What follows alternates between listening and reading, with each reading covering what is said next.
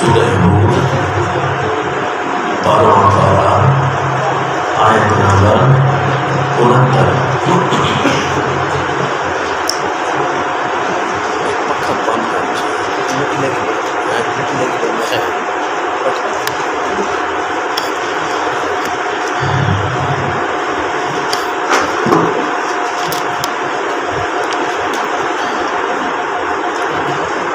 أعوذ بالله من الشيطان الرجيم بسم الله الرحمن الرحيم ولقد جاءت رسلنا إبراهيم بالبشرى قالوا سلاما قال سلام فما لبث أن جاء بعجل حنيذ فلما رأى أيديهم لا تصل إليه نكرهم وأوجس منهم خيفة قالوا لا تخف إنا أرسلنا إلى قوم لوط وصلی اللہ علی النبی الکریم۔ سورہ ہود آیت نمبر 69۔ سیدنا صالح علیہ السلام کا واقعہ قصص القرآن کے سلسلے میں گزشتہ ہفتے گزر چکا ہے۔ سیدنا صالح علیہ السلام جو قوم سمود کی طرف بھیجے گئے تھے، ان کے بعد سیدنا ابراہیم علیہ السلام کا واقعہ قرآن میں موجود ہے۔ سیدنا ابراہیم علیہ السلام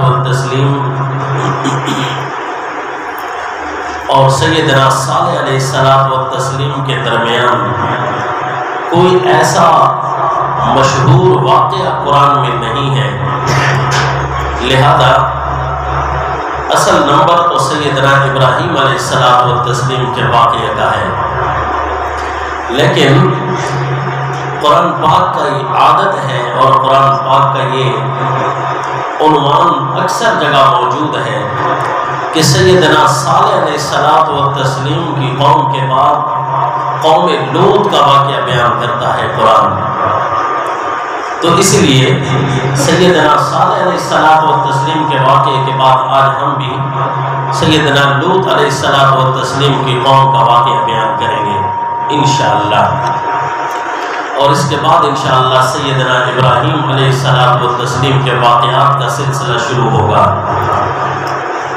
اللہ کے پیغمبر سیدنا ابراہیم علیہ السلام کے بھائی کا نام اسرائیلی روایات میں ہے کہ حاران ابن آزر تھا، تو اس حاران کے بیٹے تھے سیدنا لوط علیہ السلام، یعنی سیدنا لوط علیہ السلام حضرت ابراہیم علیہ السلام کے بھتیجے ہیں۔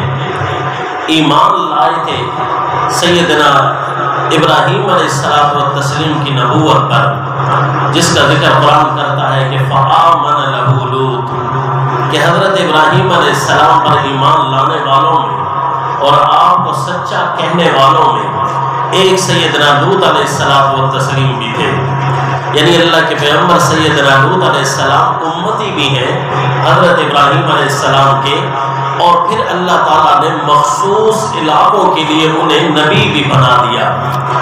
بستیوں کا واقعہ آتا ہے صدوم کی بستیاں، جن کی طرف سیدنا لوط علیہ السلام کو بھیجا گیا تھا۔ صدوم ایک بڑی بستی کا نام ہے، اس سے چھوٹے چھوٹے ڈیرے اور بستیاں، چھوٹے چھوٹے قصبے اور دیہات اس کو ساتھ لگتے تھے، لیکن جو بڑا قصبہ تھا وہ صدوم کی بستی کے نام سے مشہور تھا۔ اللہ کے پیغمبر سیدنا لوط علیہ السلام ان کی طرف بھیجے گئے۔ اب آپ نے قوم کو واعظ سنایا اللہ کی طرف بلایا۔ اس قوم کے اندر شرک کی بیماری کے علاوہ ایک غیر فطرتی عمل مردوں کے ساتھ بدکاری کرنا، نعوذ باللہ، جو اس سے پہلے کہیں بھی زمین پر متعارف نہیں تھا یہ گناہ۔ اس گناہ کا وہم و خیال بھی کسی کے دل میں نہیں تھا۔ سیدنا لوط علیہ السلام و تسلیم ان کو شرم دلایا کرتے تھے کہ کتنی تم گھٹیا قوم ہو کہ ما سبقکم بہا من احد من العالمین، ایسا کام کسی کے ذہن میں بھی پہلے نہیں آیا۔ کتنی امتیں گزر گئی جو تمہیں شیطان نے اتنا گندا کام تمہارے ذہن میں ڈال دیا ہے۔ تم اتنے برے لوگ ہو، نعوذ باللہ، جس زمین پر رہتے ہو وہ زمین بھی بری لگتی ہے۔ کانت تعمل الخبائث، یعنی وہ بستی کو بھی اللہ تعالیٰ فرما رہے ہیں کہ وہ بستی بھی بری تھی، اللہ یعوذ باللہ۔ اسی لیے تو اللہ نے اس زمین کے ٹکڑے کو اس زمین پر باقی بھی نہیں رہنے دیا، اللہ نے اسے بھی بدل ڈالا تھا۔ چنانچہ سیدنا لوط علیہ السلام و تسلیم اپنی قوم کو واعظ فرماتے ہیں۔ جب قوم والے نہ مانے تو اللہ تعالیٰ نے ان کی طرف عذاب کا فیصلہ کیا۔ پہلے دعوت سن لیجئے، سیدنا لوط علیہ السلام و تسلیم اپنی قوم کو کس انداز میں دعوت ارشاد فرما رہے ہیں۔ سورت کا نام سورہ الشعراء، 19واں پارہ۔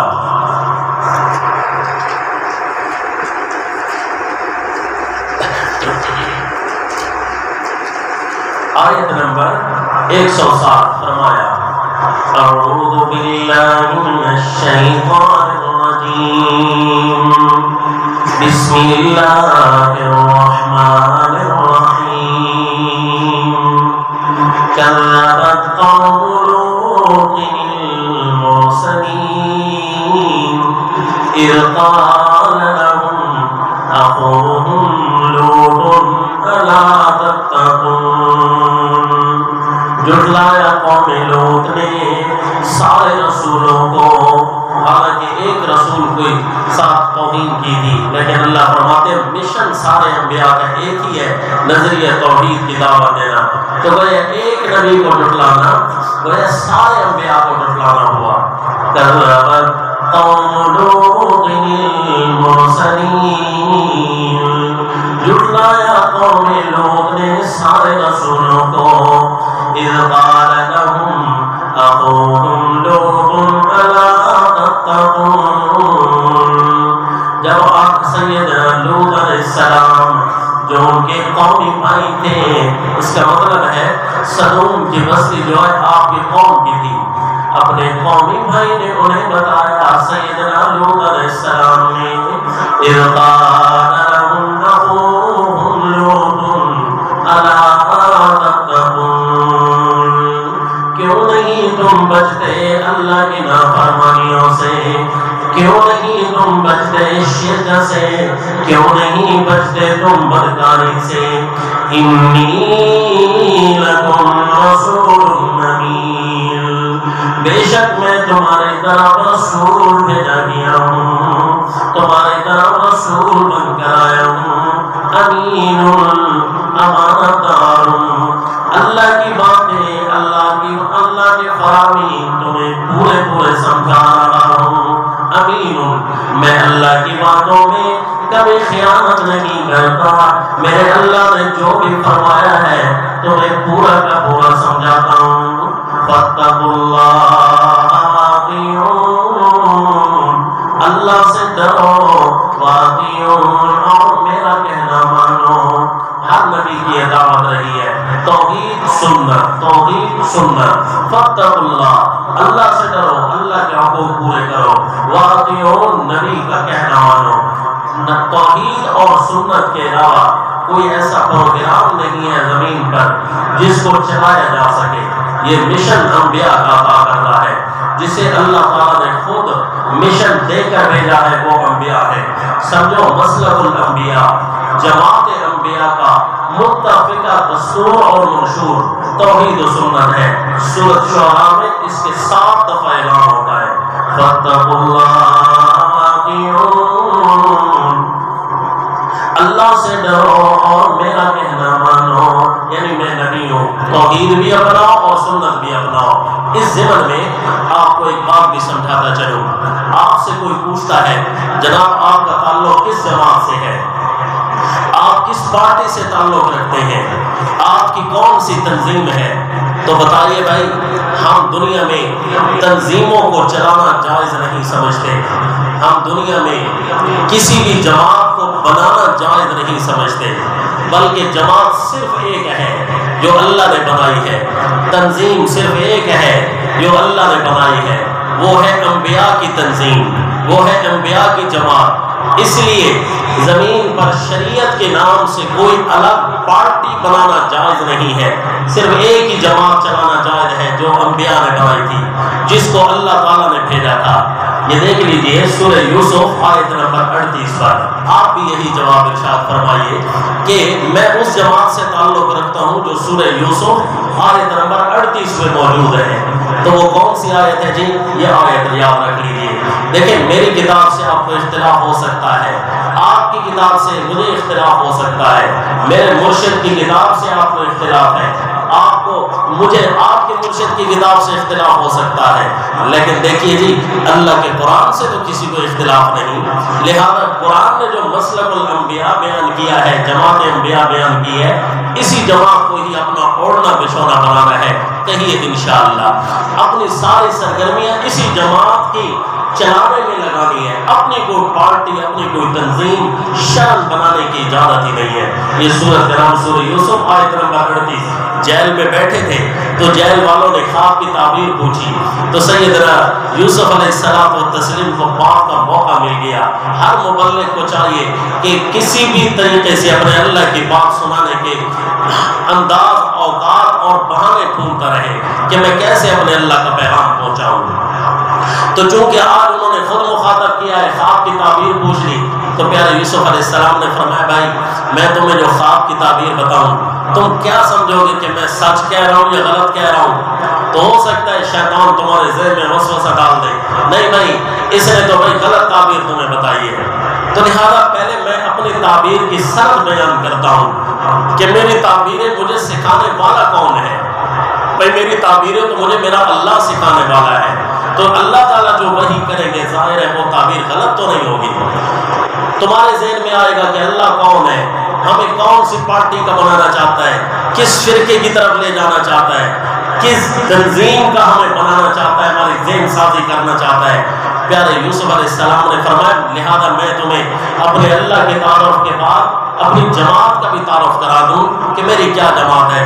خود انصاف کرنا، اگر میری جماعت میرا اٹھنا بیٹھنا اچھے لوگوں کے ساتھ ہوا تو ظاہر ہے جو میں بات کروں گا اس میں بھی وزن ہوگا، اگر میری تنظیم میری جماعت غلط ہوئی تو ظاہر ہے میری بات میں وزن بھی نہیں ہوگا۔ تو چنانچہ آپ نے جماعت کا تعارف کرایا۔ سورہ یوسف آیت نمبر 38، وَاتَّبَعْتُ مِلَّةَ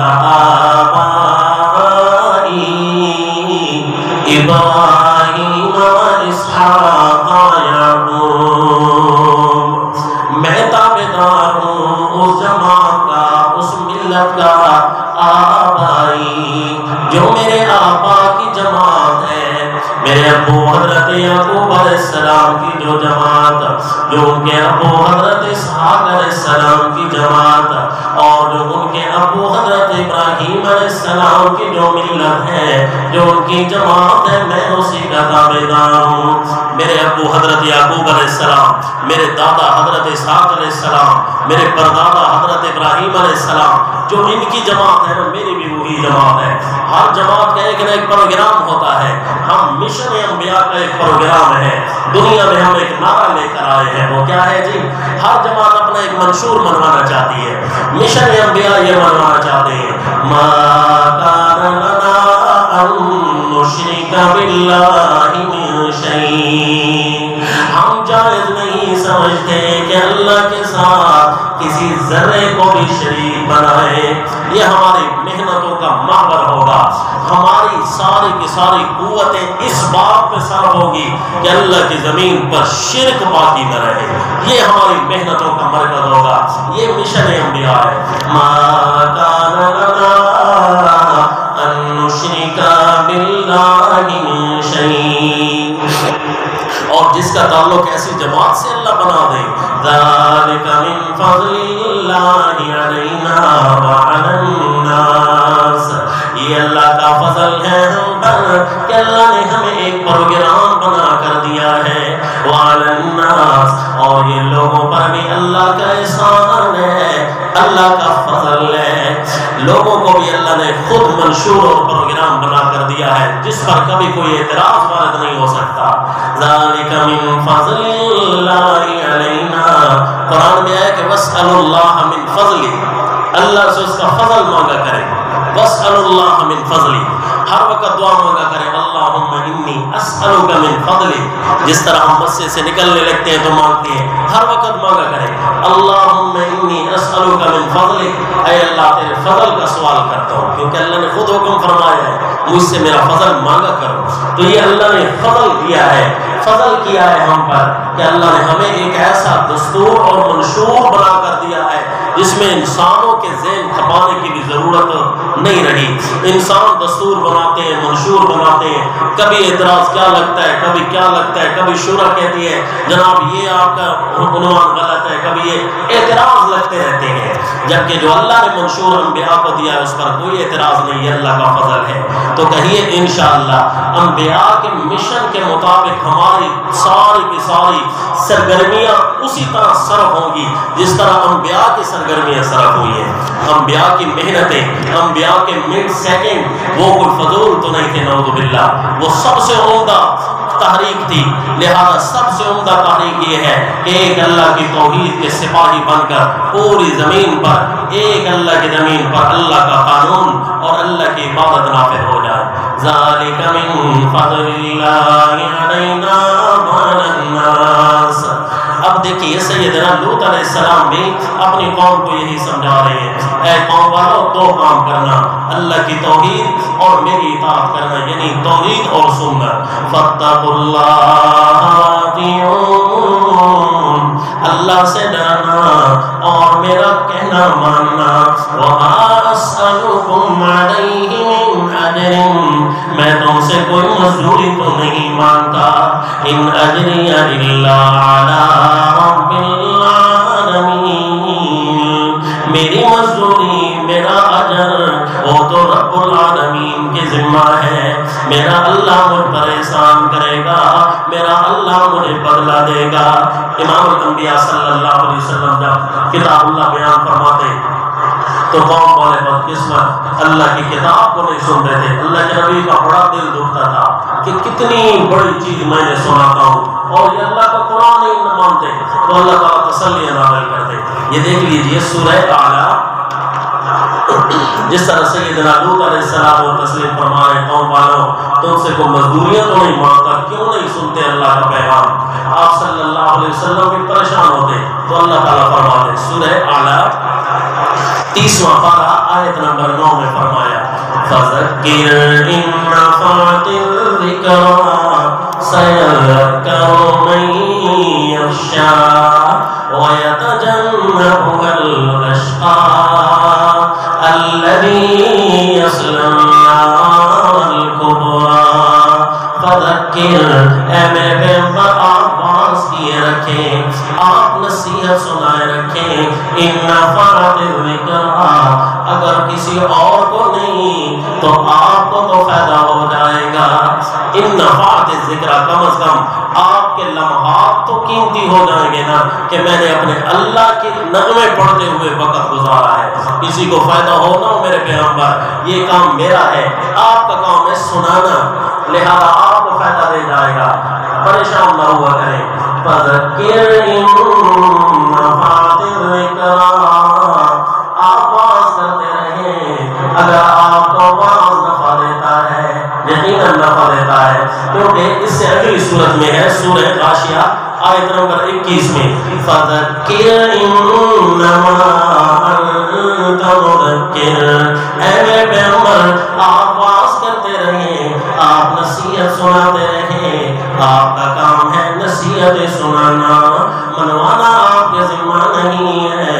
لَسْتَ عَلَيْهِم بِمُسَيْطِرٍ، آپ کو ان پر نگران تو بن کر آئے نہیں، آپ کا کام ہے صرف اللہ کی باتیں سنا دینا۔ سیدنا لوط علیہ السلام و تسلیم جب سناتے رہے اور آپ نے قوم کو ان کی خواصت بھی یاد دلائی کہ برے کام نہ کرو. اتأتون الذکران من العالمین، سارے جہان میں ایک نیا کام تم نے شروع کر رکھا ہے، بدکاری کے لیے آتے ہو مردوں کے پاس. اللہ یعوذ باللہ.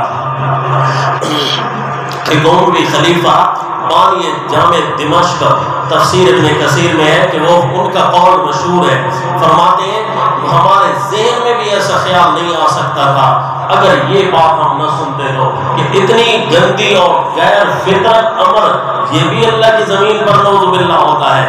مرد مرد کے ساتھ بدکاری کرتا، عورت عورت کے ساتھ بدکاری کرتی. وَتَذَرُونَ مَا خَلَقَ لَكُمْ رَبُّكُمْ مِنْ أَزْوَاجِكُمْ، اور تم چھوڑتے ہو وہ چیزیں جو تمہارے رب نے تمہارے لیے پیدا کی ہیں، تمہاری بیویاں، انہیں چھوڑ کر تم مردوں کے ساتھ بے حیائی کرتے ہو. بل انتم قوم عادون، بلکہ تم قوم ہو حد انسانیت سے بڑھنے والے. اللہ نے جو تمہیں انسانیت اور فطرت دی ہے اسے بھی کراس کرتے ہو. نعوذ باللہ. آج کل یہ مغربی دنیا اور مغربی دنیا کے زیر اثر جتنے بھی لوگ چل رہے ہیں وہ اب اس گناہ کو گناہ سمجھنا تو درکنار، اب اسے آفیشیلی پاس کروانا چاہتے ہیں کہ نعوذ باللہ مرد مرد سے بدکاری کرے. اس کو پروموٹ کرنا چاہیے، حکومتوں کو اس کی سرپرستی کرنی چاہیے. نعوذ باللہ. عورتیں عورتوں سے بدکاری کریں، حکومت کو چاہیے کہ وہ اس کی سرپرستی کرے. نعوذ باللہ. اب یہ ان بدکار لوگوں کا نعرہ ہے، اور یاد رکھنا ان کے کچھ سائن بھی ہیں، ان کے کچھ نشانیاں بھی ہیں، ان کے کچھ کپڑے ہیں، کچھ رنگتیں ہیں، وہ ساری تو یہاں نہیں بیان کر سکتا. کچھ مختلف قسم کے جوتے پہنتے ہیں، مختلف قسم کے اپنے کوٹ پہنتے ہیں، کپڑے پہنتے ہیں. تو ہمارے ہاں صرف ڈیزائن دیکھ کر بھی خوبصورت ڈیزائن ہے لہذا میں بھی یہ کوٹ پہن لوں، میں بھی یہ ٹوپی پہن لوں. ذرا اس بارے میں بھی ہوشیار رہا کریں کہ یہاں اپنے وہ گندا رنگ پہنا ہوا یا ان کے سائن کا کوئی بھی لباس پہنا ہوا اور وہ تمہیں دیکھ کر ہنس رہے ہوں گے کہ دیکھو جی ہمیں پروموٹ کر رہا ہے، ان کے جھنڈے ہیں نعوذ باللہ. تو لہذا یہ آج کل اللہ کی زمین پر جب یہ کام شروع ہو گیا ہے تو بعید نہیں ہے کہ اللہ تعالیٰ بھی اسی طرح پکڑے جس طرح کہ قوم لوط کو اللہ نے پکڑا. اب ان کا انجام آگے ذکر ہو رہا ہے.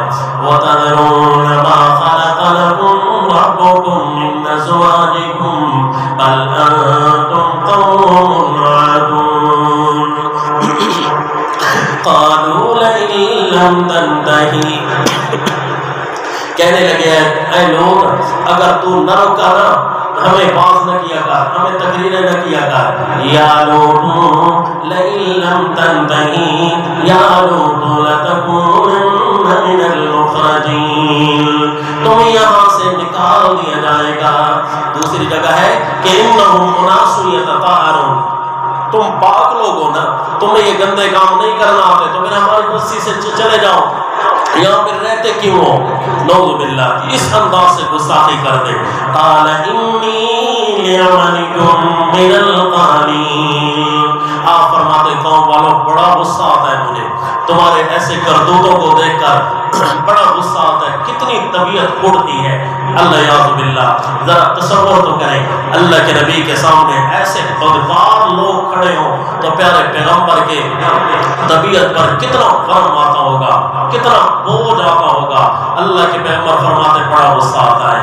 رب نجنی وأہلی مما یعملون، فرماتے ہیں میرے رب مجھے اور میرے ماننے والوں کو نجات دے. اللہ ان کے گندے کرتوتوں سے نجات دے. اللہ ان کے برے کام دیکھے بھی اب نہیں جاتے، برداشت ہی نہیں ہوتے.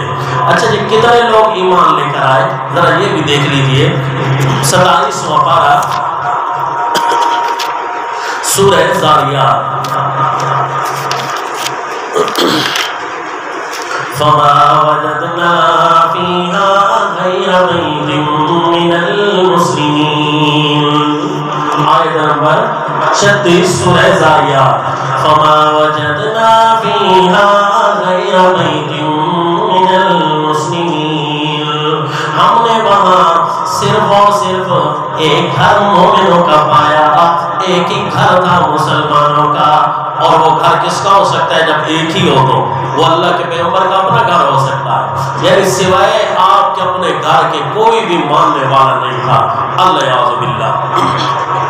اور نعوذ باللہ صرف اتنا ہی نہیں بلکہ آپ کے گھر میں ایک بیوی بھی رہتی تھی، وہ بھی اللہ کے پیغمبر پر ایمان نہیں لاتی تھی، اللہ اعوذ باللہ۔ اس کا تذکرہ بھی قرآن میں موجود ہے۔ ذرا پہلے وہ آیات دیکھ لیجئے جب سیدنا لوط علیہ السلام کی دعا قبول ہوتی ہے، سورہ ہود کی جو آیتیں پڑھی تھی، اللہ تعالیٰ نے دعا قبول کی اور فرشتوں کو بھیج دیا، جاؤ آج ان کا عذاب کا ٹائم مقرر ہو چکا ہے۔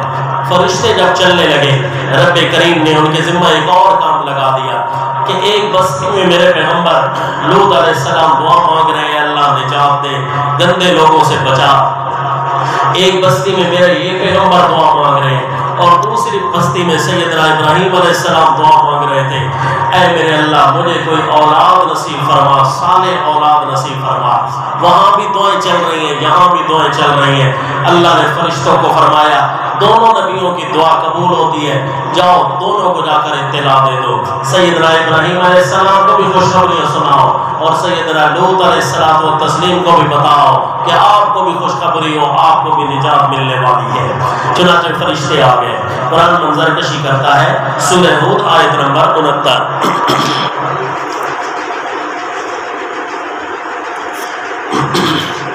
وَلَقَدْ جَاءَتْ رُسُلُنَا إِبْرَاهِيمَ بِالْبُشْرَىٰ، البتہ تحقیق آگے ہمارے فرستادہ ہمارے رسول ابراہیم علیہ السلام تسلیم کے پاس بالبشریٰ خوشخبری لے کر، قالوا سلاما، آتے ہی انہوں نے فرمایا تمہارے اوپر سلامتی ہو، السلام علیکم۔ سلام جب کیا سیدنا ابراہیم علیہ السلام نے بڑے خوش ہو کر جواب دیا، اور جواب میں بڑھا کر دعا دی، فرمایا سلام علیکم۔ انہوں نے کہا سلامن، آپ نے فرمایا سلامن، یعنی سلامن کا معنی آپ پر سلامتی ہو، اور سلامن کا معنی آپ پر ہمیشہ ہمیشہ سلامتی ہو۔ تو سیدنا ابراہیم علیہ السلام نے بڑھا کر جواب دیا، اس لیے سلام کی سنت جاری ہو گئی کہ سلام کو اچھے انداز میں کریں، السلام علیکم ورحمۃ اللہ، اس طرح کریں تاکہ بھرپور سلام ہو، اور جواب دینے والا کہ وعلیکم السلام ورحمۃ اللہ وبرکاتہ، وبرکاتہ جواب کے ساتھ ثابت ہے، السلام علیکم ورحمۃ اللہ یہاں تک یہ ثابت ہے۔ تو لہذا یہ بھرپور انداز میں جواب دینا چاہیے اور بھرپور انداز میں سلام کرنا چاہیے، سنت انبیاء بھی ہے۔ اور آپ صلی اللہ علیہ وسلم نے فرمایا افشوا السلام، سلام کو آپس میں عام کر دو، کیوں جی کہ ہر وقت جو ہماری زبان سے نکلتا رہے گا ایک دوسرے کے لیے تم پر سلامتی ہو، تم پر سلامتی ہو، تم پر سلامتی ہو، تو یہ اللہ تعالیٰ اس فعل سے اتنا خوش ہوتے ہیں کہ ایک دوسرے کے لیے کوئی دعائیں کر رہا ہو تو یہ اللہ تعالیٰ اس کی دعا جلد قبول کرتے ہیں۔ فرمایا فَمَا لَبِثَ أَن جَاءَ بِعِجْلٍ حَنِيذٍ، اس لیے جب گھر میں جائیں تو سب سے پہلے کہیں بسم اللہ پڑھ کر دروازے میں داخل ہو تو سب سے پہلے کہیں السلام علیکم، السلام علیکم ورحمۃ اللہ، یعنی سلام کریں۔ کسی محفل میں داخل ہو تو آہستہ سے کہہ دیں السلام علیکم۔ آپ صلی اللہ علیہ وسلم کسی محفل میں جاتے تو بعض اوقات 3 دفعہ سلام کر دیں، آتے ہوئے جب لوگوں کو دیکھتے تو وہیں سے فرما دیتے السلام علیکم، جب محفل میں داخل ہونے لگتے دروازے کے اوپر پہنچ جاتے تو فرماتے السلام علیکم، اور جب اندر داخل ہوتے تو پھر فرماتے السلام علیکم، یعنی ایک محفل میں 3 دفعہ سلام۔ قال سلام فما لبث أن جاء بعجل حنيذ، آپ نے بھی سلام دیا اور خوش ہوئے اتنا سلام پر کہ فوراً گھر تشریف لے گئے اور ایک بچڑا تیار کرنے لگے، تیار کر کے بھونا ہوا بچڑا سامنے لے کر آ گئے فرشتوں کے، فرشتے تو آئے تھے انسانی شکلوں میں، آ کر سلام کیا۔ اللہ کے پیغمبر کو پتہ نہ چلا کہ آنے والے انسان ہیں کہ فرشتے ہیں، لہذا خوش ہو کر مہمانوں کے استقبال میں گھر چلے گئے۔ آپ بھی بزرگ ہیں، آپ کی اہلیہ بھی بزرگ ہیں، اور ظاہر ہے دو بزرگ ایک مرغی ذبح کر کے اس کو پکانا چاہیں تو کتنا مشکل ہوتا ہے، لیکن ان کے لیے ایک بچڑا تیار کرنا کتنا مرحلہ تھا۔ لہذا اللہ کے پیغمبر اور آپ کی زوجہ محترمہ دونوں بزرگ حالت کے باوجود، بڑھاپے کے باوجود مہمانوں کی قدر میں اتنے مگن ہوئے کہ پورا بچڑا پکڑا، ذبح کیا، تو انہیں ذبح کر کے اس کو پکانے لگ گئے، پکا کر لے بھی آئے۔ اب ظاہر ہے تھک ہار تو گئے ہوں گے نا، اب سیدنا ابراہیم علیہ السلام نے سامنے رکھا، بھئی اب حال احوال شروع کریں گے، پہلے کھاؤ۔ فلما رأى أيديهم لا تصل إليه نكرهم، جب آپ نے ان کے ہاتھوں کو دیکھا کہ وہاں بڑھ نہیں رہے۔ میری آواز آ رہی ہے؟ یا اللہ خیر۔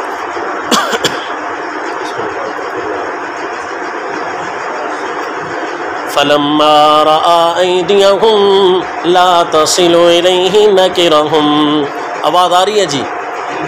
گزارا ہو رہا ہے۔ جب ان کے ہاتھوں کو دیکھا کہ نہیں پہنچ رہے کھانے کی طرف، نکرہم، اوپرا سمجھا ان کو۔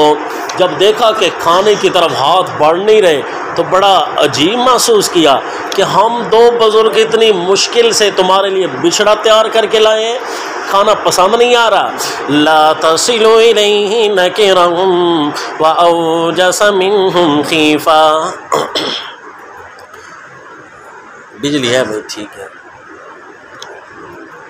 آپ ان سے ڈر محسوس کرنے لگ گئے۔ بھئی ہمارے علاقے میں تو مشہور ہے کہ کوئی کسی کا کھانا نہ کھائے نا تو وہ اس کے دشمن ہوتا ہے۔ آپ کے آنے سے پتہ چلا کہ آپ تو ہمارے مہمان ہو، کیونکہ آپ نے بڑے محبتوں سے سلام کیا ہے، اور کھانا نہ کھانا یہ ہمیں ڈر دلا رہا ہے کہ کہیں تم کچھ اور تو نہیں ہو۔ تو انہوں نے فوراً فرمایا لا تخف، ڈرے نہیں۔ اللہ کے پیغمبر، اب ذرا انصاف سے بتائیے کہ پیغمبر کے ایک ایک کام میں اللہ تعالیٰ نے توحید رکھی ہے۔ حضرت ابراہیم علیہ السلام جان بوجھ کر بچھڑا تیار کرنے گئے تھے، یا واقعی انہیں پتہ نہیں تھا کہ فرشتے ہیں کہ انسان ہیں؟ ظاہر ہے جی پتہ نہیں تھا، کیونکہ جان بوجھ کر تو ایسا کام، نعوذ باللہ آپ کیا سمجھو گے کہ بھئی یہ تو ایک ڈرامہ کیا جا رہا ہے، حالانکہ پیغمبر نعوذ باللہ ایسے کام، فضول کام کرنے والے نہیں ہوتے۔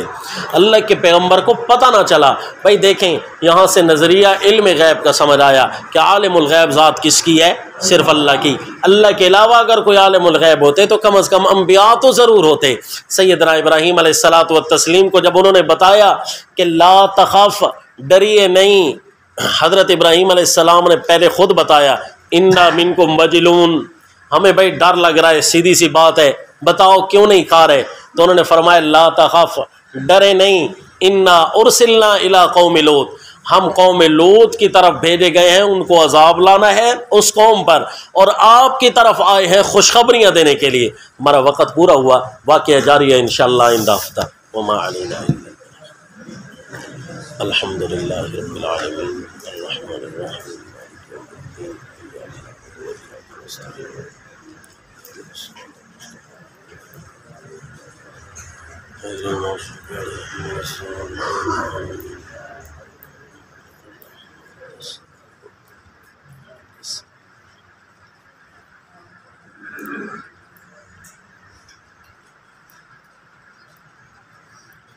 صلی اللہ